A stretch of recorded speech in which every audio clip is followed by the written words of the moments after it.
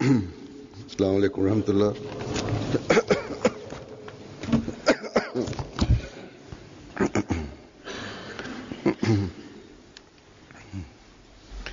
أشهد أن لا إله إلا الله وحده لا شريك له وأشهد أن محمدا عبده ورسوله أما بعد فأعوذ بالله من الشيطان الرجيم بسم الله الرحمن الرحيم الحمد لله رب العالمين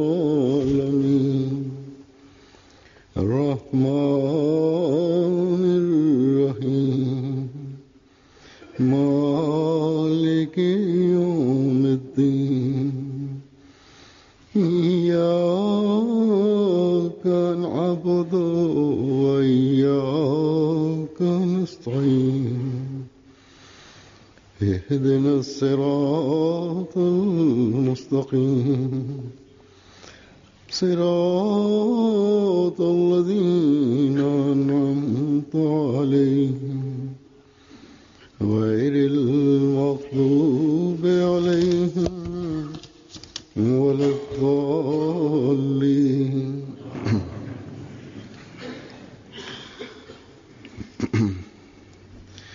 आज मैंने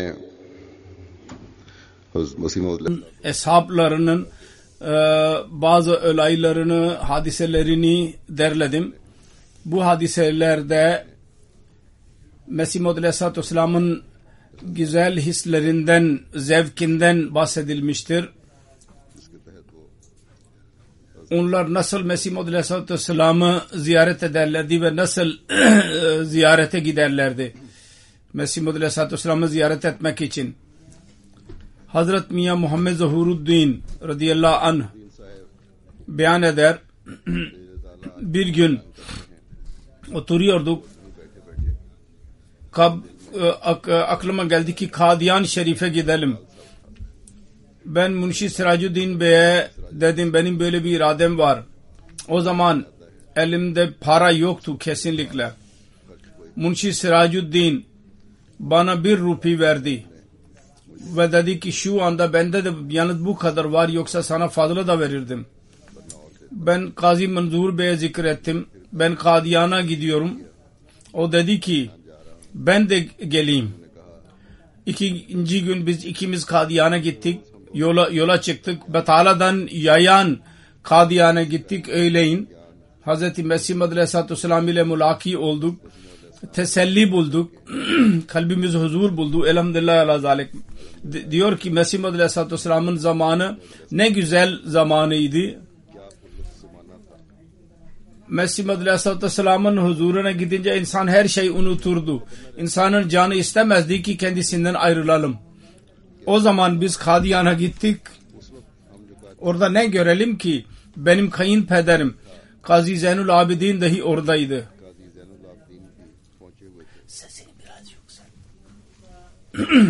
Biz Mesih Maud Aleyhisselatü Vesselam ile mülaki olmaktan çok memnunluk duyardık. Biz 4-5 gün kaldık ve Mesih Maud Aleyhisselatü Vesselam ile birlikte namaz kılmamızı bize nasip etti. Allah-u Teala'nın lütfuydu ki bizim gibi zayıf insanlara dahi Allah-u Teala bu mübarek zamanda doğurarak mübarek bu vücudu ile birleştirdi. Elhamdülillah ala zalik. Hacı Muhammed Musa radıyallahu anh beyan eder. O devirde ben kaç sene hep alışkanlığım idi. Birkaç sene Nea istasyonun ismiydi. Orada bir bisiklet vardı.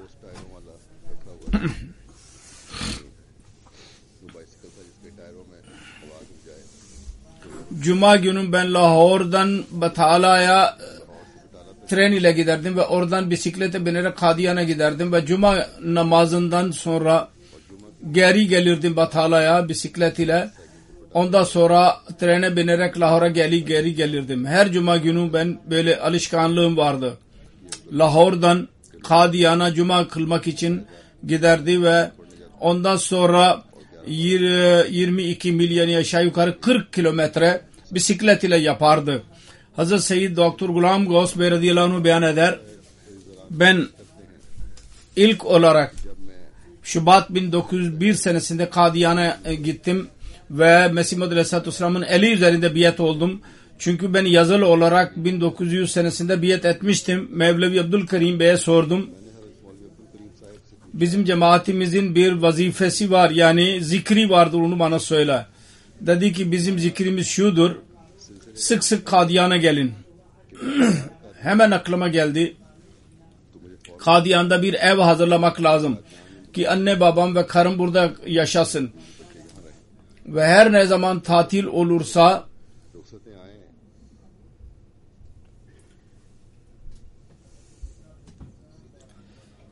direkt olarak Kadiyan'a gelelim. İzin günlerinde orada bir ev hazırlayalım.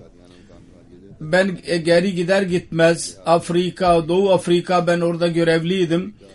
600 rupi Mevlevi Abdülkerim Bey'e gönderdim ki benim için bir ev hazırlansın. Ancak 3 sene sonra ben geri geldiğim zaman Mevlevi Bey bana parayı geri verdi ve özür diledi. Ben fırsat bulamadım dedi. Mevlevi Bey Hazreti Mesih Muhammed Aleyhisselatü Vesselam'ın evinde ikamet ediyordu. Para geri verirken dedi ki bu bütün büyük evler Ahmedilerindir. Hindilerin orada evleri vardı. Dedi ki bütün bunlar Ahmedilerindir. Deputy vardı orada, bir Hindu. Şimdi bizim orada bürolarımız var şu anda. Hazreti Mevlevi Abdülkerim radıyallahu anh diyor ki Hazreti Mevlevi Abdülkerim radıyallahu anh irfanın en yüksek derecelerindeydi. Söz söyledi ve hemen Allah-u Teala kabul etti onu. Mesih Muhammed Aleyhisselatü Vesselam'ın beyan ettiği sözler imanını daha da çoğalttı.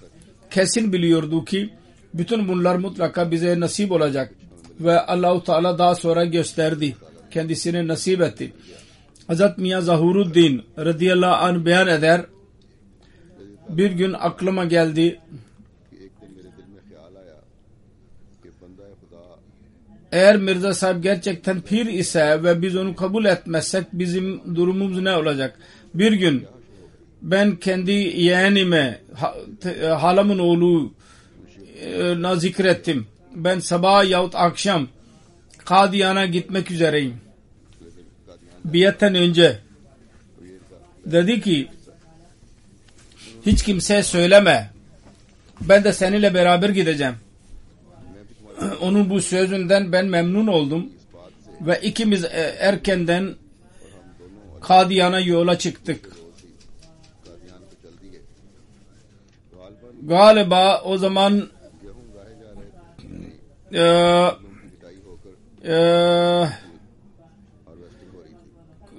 tanecikler çıkarılıyordu. Hasat zamanıydı. Orada bir at arabasını bulduk. Orada bir yolcu daha vardı. Biz de ona bindik. Öğleyin Kadiyan'a vardık. Abdest aldıktan sonra mübarek camiine gittik. Orada Mescid Mübarek çok küçüktü. Orada hepimizden önce 5-6 kişi daha vardı. Ben onları iyi inceledim. Dikkatli bir şekilde baktım. Onlar arasında benim görmek istediğim hiçbir zatı göremedim. Mesih Muhammed Aleyhisselatü Vesselam'ı görmek istiyordu fakat orada oturanlar arasında ben onu göremedim. 10-15 dakika sonra Hazreti Halifetul Mesih el-Evvel radıyallahu anh geldi. O da orada durdu. Kapıda ben onu görünce ben hemen ayağa kalktım. Dedim ki eğer birisi varsa bu olabilir. Hazreti Halifetul Mesih radıyallahu anh dedi ki siz oturun. Hazreti Mesih Muhammed Aleyhisselam daha gelecek. Firaset vardı. Yanlış düşünüyor diye. Siz oturun biraz dedi. Mesih Muhammed Aleyhisselam gelecek. ben oturdum ve dedim ki şimdi gelecek olan bundan, yani Mevlana Nuruddin'den daha yüce mertebeli olacak. 5-6 dakika sonra Mesih Maud Aleyhisselatü Vesselam'ın hizmetçisi dedi ki Mesih Maud Aleyhisselam gelmek üzeredir. 2-3 dakika sonra mübarek caminin kapısı açıldı ve Mesih Maud Aleyhisselatü Vesselam camiye girdi. Sanki bir güneş çıkmış gibi oldu. Ben hangi şekli görmek istiyor idiysem Allah adına yemin ederim ki ondan kat kat daha iyiydi.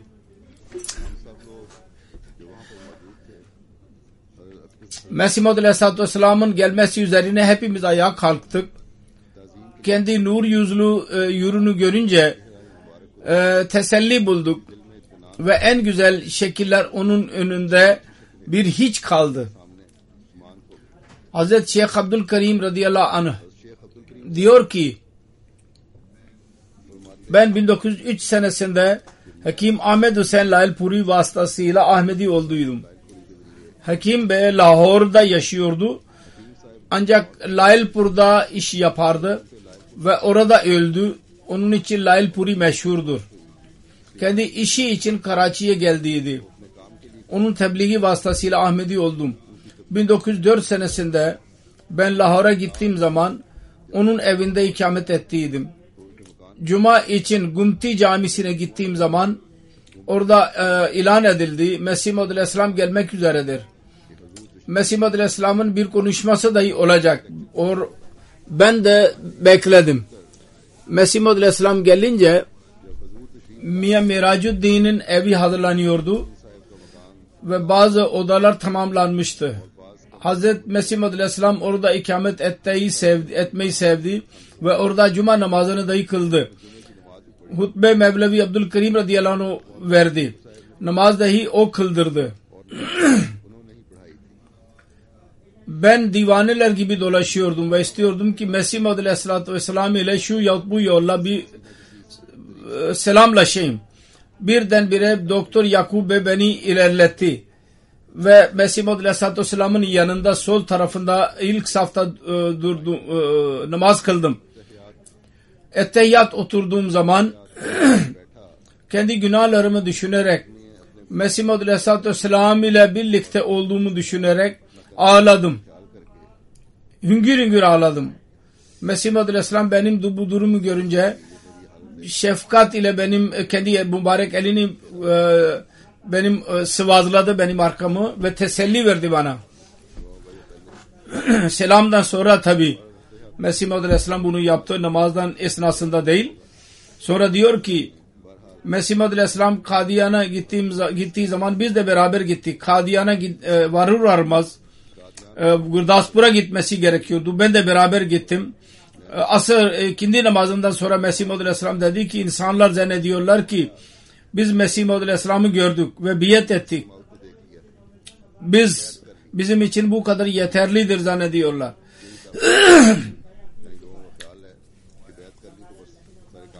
Mesih Maud Aleyhisselam dedi ki asıl İyyâke nâbudu ve İyyâke nestaîn'dir.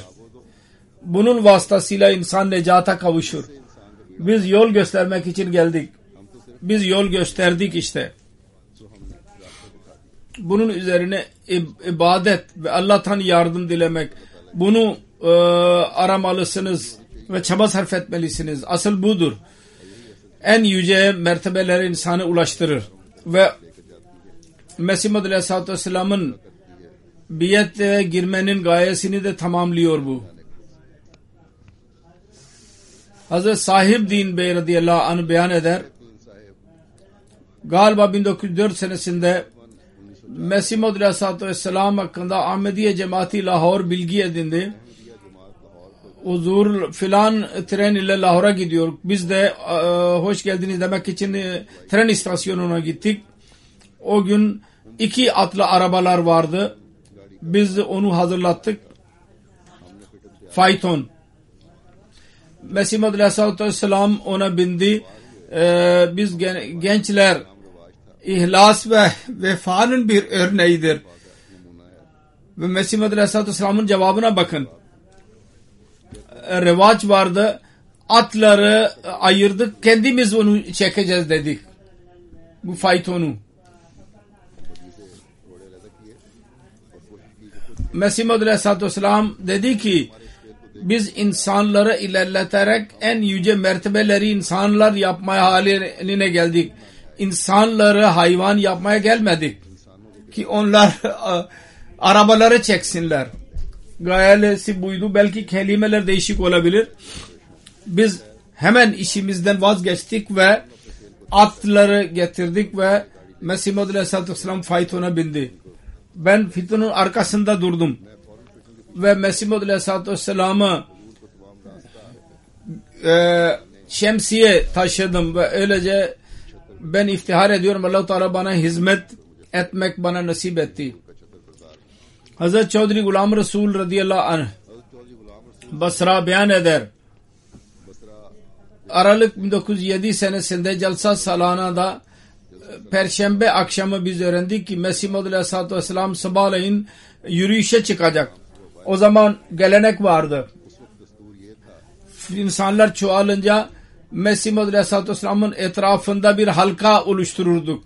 Daha önce belki onu beyan etmiş bulunuyorum ama neyse insanların zevki ve istekleri, hizmet duygusu ve Mesih Maud Aleyhisselatü Vesselam'ı görmek arzusu bundan çıkıyor. Öyle halka yaparlardı. Fazla insanlar çoğalınca Mesih Maud Aleyhisselatü Vesselam'ın etrafında ve Mesih Maud Aleyhisselatü Vesselam o dairede çalışırdı, yürürdü.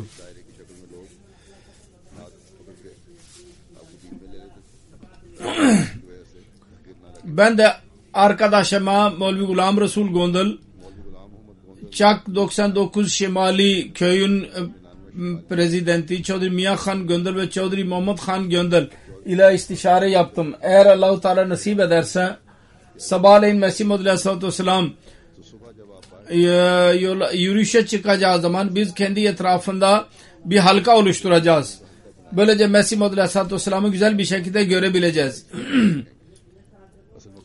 Sabahleyin namazdan biz çıktık. Mesih Maud Aleyhisselatü Vesselam'ın bekliyorlardı insanlar. Kesin bilmiyorduk ki Mesih Maud Aleyhisselatü Vesselam hangi yola yürüyüşe çıkacak. Ancak bir yerden azıcık ses duyulursa filan yere gidecek diye insan o tarafa yönelirlerdi. Koşmaya başlarlardı. Bir müddet böyle kalabalık oldu. Sonra daha öğrendik ki Mesih Maud Aleyhisselatü Vesselam'ın kuzeye doğru Reti Çalla'ya doğru gidecek. Biz de bekliyorduk zaten. Hazırlandık ve tamamen hazır bulduk. Mesih Maud Aleyhisselatü Vesselam'ın gelir gelmez halka oluşturacağız ve Mesih Maud Aleyhisselatü Vesselam'ın etrafında halka oluşturacağız diye diyorduk. Hazırlanıyorduk. Bir de ne görelim ki Mesih Maud Aleyhisselatü Vesselam büyük insanların kalabalığın içinde geliyor ve bizim irademiz yok oldu ve o kadar kalabalık vardı ki Mesih Maud Aleyhisselatü Vesselam'a ulaşamadık. Reti Çalla'nın bir köşesinde bir ağaç vardı. Orada durduğun gölgesinde ve Mesih Maud Aleyhisselatü Vesselam insanlarla tokalaşmaya başladı. Birisi dedi ki bir koltuk getirilsin. Dedi ki bana Allah-u Teala önceden söylemiştir. İnsanlar çoklukla sana gelecekler. Pencapça bir ilhamdır. Tu akina ve takina. Sen yorulmayacaksın ve usanmayacaksın. Yorulmayacaksın. Yorulmamalısın. İnsanlardan bıkmamalısın. Sonra Doktor Umar Din radıyallahu anh beyan eder. Mesih Maud Aleyhisselatü Vesselam ile tokalaşmayı o kadar severdim ki birkaç defa insanların kalabalığın içinden giderek tokalaşırdım ama yine de doymazdım. İte kalka çaba sarf ederek tokalaşırdım. Hazreti Doktor Abdullah Bey diyor ki ben Kadiyan'a gidiyordum Batala'dan. Bir köye yaşlı bir ama bir Ahmedi dayı Kadiyan'a gitmek istiyordu. Birisi dedi ki bir yer var mı benim için faytonda? Ben dedim ki bizim faytonumuza gel. Hayır dedi, bende 8 ana vardır, ben kendi parayla gideceğim. Bu ona dedi ki para vermeden gel. Hayır, böyle değil, ben kendi kiramı vereceğim, kira vererek gideceğim. Bundan insanın dilencilikten uzak durması nasıl olur, o ortaya çıkar. İnsanlar fakir olmalarına rağmen nasıl Kadiyan'a gelmek isterlerdi. Adamın birisi ama, kördür ama yine de nefret ediyordu dilencilikten ve çaba sarf ederek parayı biriktirirdi ve ondan sonra sık sık Kadiyan'a gelmeye çalışırdı ki Mesih Muhammed Aleyhisselatü Vesselam'ın sohbetinden istifade edebilsin. Hazreti Mian Çırağıddin beyan eder. Hakim Ahmed Din Mesih Muhammed Aleyhisselatü Vesselam ile görüşmek için Lahor'a gitmek istediği zaman ben onunla alay ettim. Dedim ki Hakim Bey dedi ki sen bana niye benimle alay ediyorsun? Biraz utandım ve kalbim yumuşadı. Ben de Mesih Muhammed Aleyhisselatü Vesselam'ı görmek için yürüdüm. Ben Ahmedi değildi daha.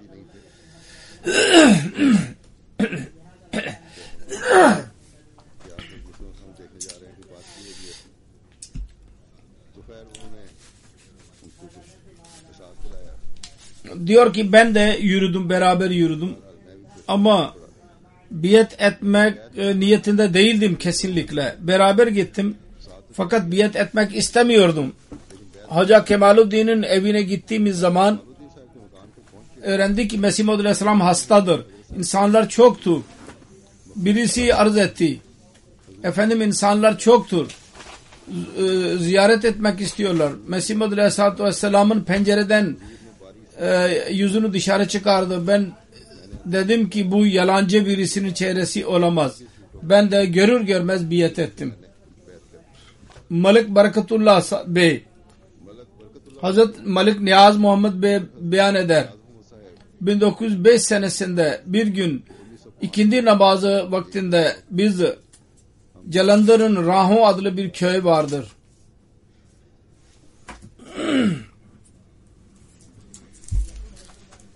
Raho. Orada bir kart bulduk. Mesih Muhammed Aleyhisselatü Vesselam Delhi'ye gidiyor. Sabahleyin Phagwara istasyonundan geçecek. Hacı Rahmetullah Çavdri Feroz Khan merhum beni görevlendirdi. Sen gençsin, git ve Kiryam cemaatine haber ver. Ben Kiryam'a vardım. Cemaate haber verildi. Oradan da birkaç insan beraber yürüdüler. Biz hepimiz öylece yürüdük. Phagwara'ya gittik. Rahon'dan 50 kilometre mesafedeydi. Oraya vardık. Sabah namazımızı kıldık. Orada istasyonda Munshi Habibur Rahman merhum Hacipur insanlar tarafından orada bir düzenleme yapmıştı. İnsanlar için yemek dahi geldi. Onun tarafından tren geldi ve geçti. Öğrendik ki Mesih Muhammed Aleyhisselatü Vesselam'ın oradan geçiş zamanı değişti. Mesih Muhammed Aleyhisselatü Vesselam gelmedi. Bizim bilgimize göre. Biz de çok üzüldük. Sevginin çoğulundan dolayı o kadar fazla yolculuk yaptıydık. Bir de bir adım atmak zor oldu.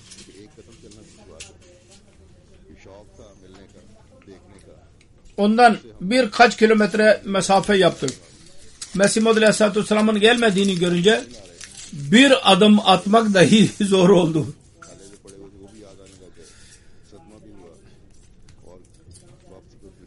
Sadmeden dolayı yürümemiz zor oldu ve faytonla geri döndük. Hazret Munshi Kazi Mahbub Alem beyan eder. Bu onun Ahmedi oluşundan önceki hadisedir belki. Ben bir öğrenciyken 8. sınıftaydım. Hanefi ve Vehhabilerin Lahor'da çok tartışmaları olurdu. Ben Hanefiydim. Ben de istedim ki Vehhabilerin camisine de gideyim. Ben Çiniye camisine gitmeye başladım. Onların meclisinde oturduğum zaman öğrendim ki Kâlallah ve Kâlar Resul'den sonra bir şey söylemiyorlar. Benim eğilim ehli hadise doğru oldu. Bazen Vehhabilerin meclisinde Mesih Maud Aleyhisselatü Vesselam'ın zikri de geçerdi. Kafirdir diye. Ve Mesihlik iddiası İslam'a aykırıdır. Tabi buna dikkatim yöneldi. Bir adam Hazreti Veliullah Baba Hidayetullah'ın oğlu. Çabuk Savara'da yaşayan Ahmedi'ydi. Ben onun yanına gitmeye başladım ve Hazreti Sahip hakkında kendisinden bilgi edindim. Bana istihare etmemi bana söyledi. Ona ben istihare yolunu öğrendim. Ve istihare duasını öğrendim. Ben istihare duasını daha yeni okumuştum. Adamın birisi rüyada bana dedi ki siz otur. Çünkü senin yanına Resul-i Ekrem sallallahu aleyhi ve sellem geliyor. Ve ben de bir adamın yukarı çıktığını sesini duydum. Ben oturdum hemen. Rüyamda. Birdenbire ben ne göreyim ki beyaz elbiseli adamın birisi geldi ve Hazreti Mirza Bey'i yakaladı ve benim önüme çıkardı ve dedi Hazır Raculu Halifatullah'e vasma'u ve atiyu. Sonra geri gitti ve Mesih Maud Aleyhisselam benim yanımda durdu ve bir parmağını benim göğsümün üzerine vurdu ve Pencapça dedi ki Rab bunu halife yaptı beni ve beni Mehdi kabul edin. Ondan sonra bir rubai okudu, ben unuttum. Onun anlamı da şuydu: ben Mesih-i mebud benim. Ben sonra uyandım. Sabahleyin okula gideceğime Kadiyan'a gittim. Batala'ya kadar tren vardı. Akşam üzeri oraya varırdı. Ben Batala'nın camisinde, orada küçücük bir cami vardı, namaz için gittim. Akşam namazı kılıyordum ki insanlar sordu, nereden geldin ve nereye gideceksin? Dedim ki Lahor'dan geldim ve Kadiyan'a gideceğim. Mesih Maud Aleyhisselam'a çok küfür ettiler ve bana mani oldular. Ben kesin gideceğimi söyledim. Onlar beni camiden çıkardılar. Ben orada durdum ve benim arkamdan geldiler. Kadiyan'a asla gitmememi söylediler. Eğer öğrenciysen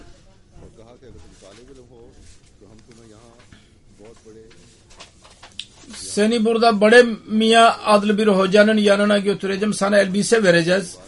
Ben arz ettim ki ben Lahor'da zaten öğrenciyim. Gerek yok.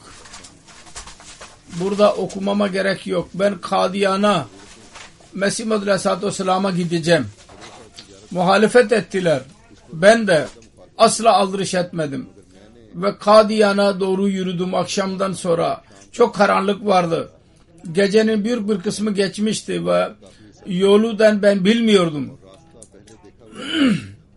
Uzakta bir kandil vardı. Ben orada Masani adlı bir köy vardı. Oraya vardım. Orada yatsı namazı kılındı.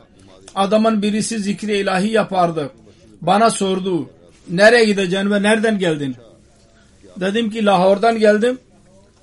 Hazreti Mirza Bey ile görüşmek istiyorum. Cevap verdi ki bu Masaniye'dir, Kadiyan değil. Kadiyan buraya uzaktır.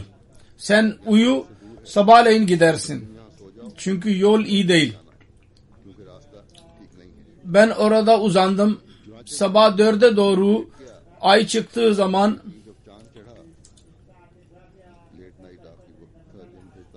ben o adama dedim ki bana yol söyle. Vadala'ya kadar beni getirdi ve bana yol gösterdi. Ben sabah namazı nehirde kıldım ve güneş doğduktan bir saat sonra Kadiyan'a vardım. Kadiyan'a varınca adamın birisine sordum. Mirza Bey'in evi nerededir? Dedi ki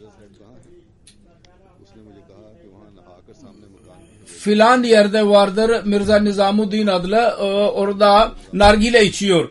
Ben ilerledim, bir de ne bakayım ki yaşlı birisi yıkanmıştır ve orada nargile içiyordur. Ben nefret ettim. Kadiyan'a niye geldim diye nefret ettim. O kadar çaba sarf ettim, buraya geldim. Bu adamı mı görüyorum ben? Ben ümitsiz oldum, geri döndüm. O da orada Allah-u Teala lütfetti. Şeyh Ahmet Ali benimle mülaki oldu. Sordu, nereden geldin? Kiminle görüşmek istiyorsun? Dedim ki ben görmek istediğim zatı ben gördüm zaten. Şimdi geri Lahor'a gidiyorum. Bana dedi ki sen Mirza Bey ile mi görüşmek istiyordun? Bu Mirza Bey değil senin gördüğün. O başkadır. Gel sana göstereyim. O zaman biraz teselli buldum. Ahmet Ali Bey bana dedi ki bir yazı yaz. Ben onu Mesih Muhammed Aleyhisselatü Vesselam'ın evine göndereyim. Ben bir öğrenciyim dedim. Lahor'dan geldim. Ziyaret etmek istiyorum ve bugün geri gitmeye niyetliyim diye yazdım. Mesih Muhammed Aleyhisselatü Vesselam dedi ki misafirhanede kalın, yemek yiyin ve öğle namazından sonra görüşeceğiz. Şu anda ben bir kitap yazıyorum. Mesih Muhammed Aleyhisselatü Vesselam dedi. Ve onun konusu benim zihnimdedir. Eğer ben şimdi mülakat yaparsam belki o konuyu ben unutabileceğim. Onun için lütfen öğleye kadar bekle. Bu cevaptan ben teselli bulmadım. Tekrar yazdım.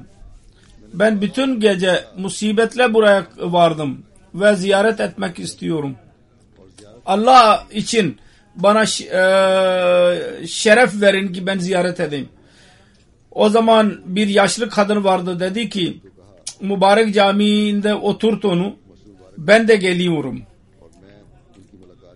15 dakika bekledim. Ondan sonra Mesih Muhammed Aleyhisselatü Vesselam dedi ki buraya çağır onu. Mesih Muhammed Aleyhisselatü Vesselam dışarı çıktı. Ben de dışarı çıktım öbür yerden. Mesih Muhammed Aleyhisselatü Vesselam'ı gördüm. Rüyada gördüm, adamın aynısıydı. Mesih Muhammed Aleyhisselatü Vesselam'ın elinde asa vardı ve başında da sarık vardı. Tam aynı şekilde şemail. Daha önce öğrendiydim ki Mesih Muhammed Aleyhisselatü Vesselam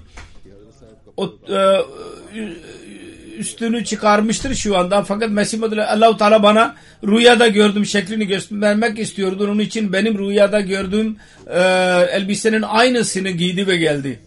Mesih Muhammed Aleyhisselam bana doğru geliyordu. Orada yuvarlak odanın dışında biz görüştük. Ben hemen görür görmez dedim ki bu aynı zattır ve doğrudur. Mesih Muhammed Aleyhisselatü Vesselam ile kucaklaştım ve ağladım. Niye geldim, niye ağladım bilmiyorum. Ama birkaç dakika hep ağladım. Bana diyordu ki sabret, sabret. Biraz kendime geldiğim zaman bana sordu. Nereden geldiniz? Ben arz ettim ki Lahor'dan. Niye geldiniz? Dedim ki ziyaret için. Özel bir iş var mı?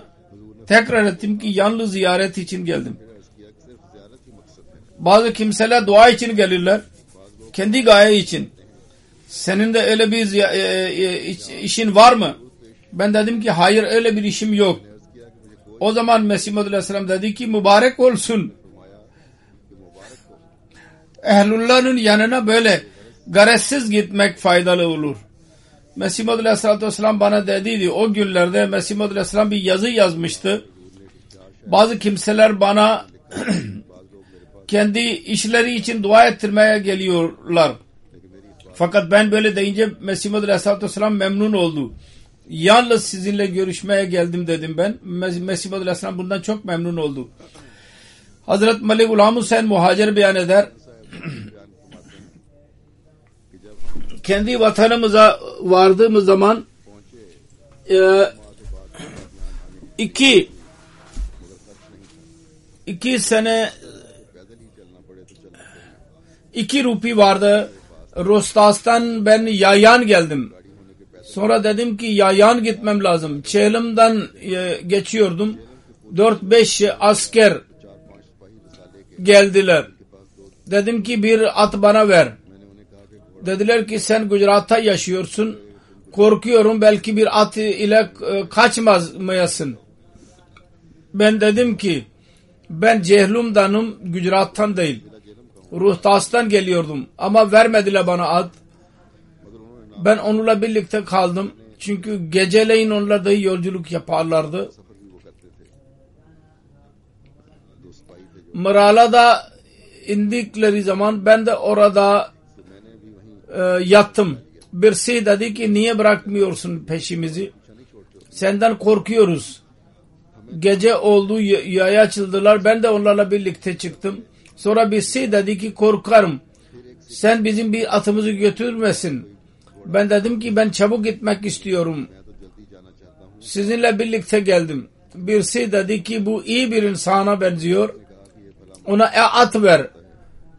3 mil ben at üzerinde ben bindim ve Vezirabad'a vardık. Köprüden geçmek parasını da almadılar.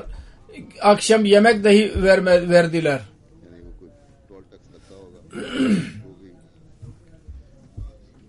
Gece saat 1'de tekrar hazırlandılar ve bana at verdiler. İkinci gece Kamuki yahut Muridke'de ben geceyi geçirdim. Sonra yine bana yemek verdiler. Sonra sabah saat 7-8'de Lahor'a vardık.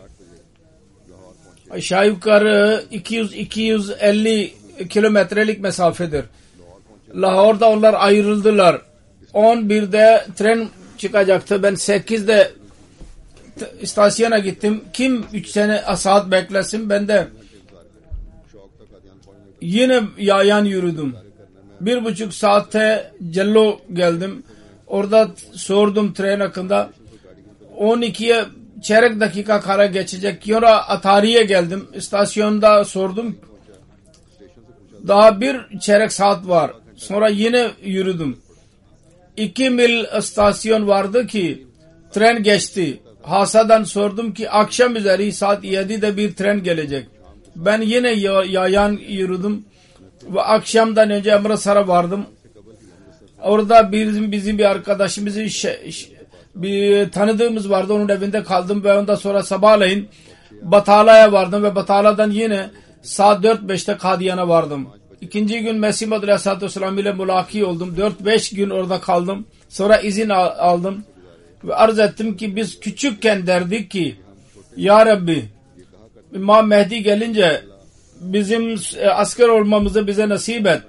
Bütün hikayeyi anlattım. Yolculuk hikayesini Mesih Maud Aleyhisselam'a nasıl ben yolumun çoğunu yayan geçtim ve biraz ata da bindim. Mesih Maud Aleyhisselatü Vesselam dedi ki çok çaba sarf etmişsin. Sen bir iş bilir misin? Dedim ki ben fazla iş bilmem. Yalnız çapati yapabilirim. Yani ekmek yapabilirim. İsmini yazdır biz seni çağırırız gereğince. Ben ismimi de yazdırdım. Ghulam Hüseyin. Cehlum'dan. İşte bütün bu rivayetlerdir. Mesih Maud Aleyhisselatü Vesselam ile mülaki olmak isteyen insanlar ve ziyareti arzusunda bulunan onlar çaba sarf ederlerdi. Eziyet çekerlerdi. Ve bu eziyetler kendileri için küçük olurdu. Mesih Maud Aleyhisselatü Vesselam'ın aldığı feyze mukabil ve iman kuvvetli imanları vardı. Dua edelim bu hadiseleri diyerek yalnız bunun lezzetini duymayalım. Her hadise bizim imanımızı da çoğaltmaya vesile olsun, kuvvetlendirsin bizim imanımızı.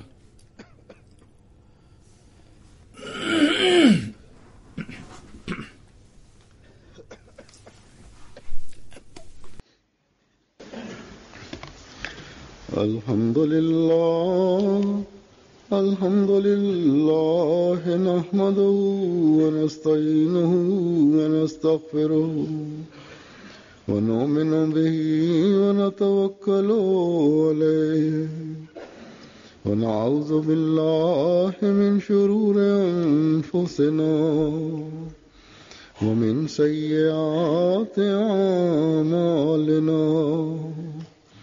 من يهده الله فلا مضل له ومن يضلل فلا هادي له ونشهد أن لا إله إلا الله ونشهد أن محمدا عبده ورسوله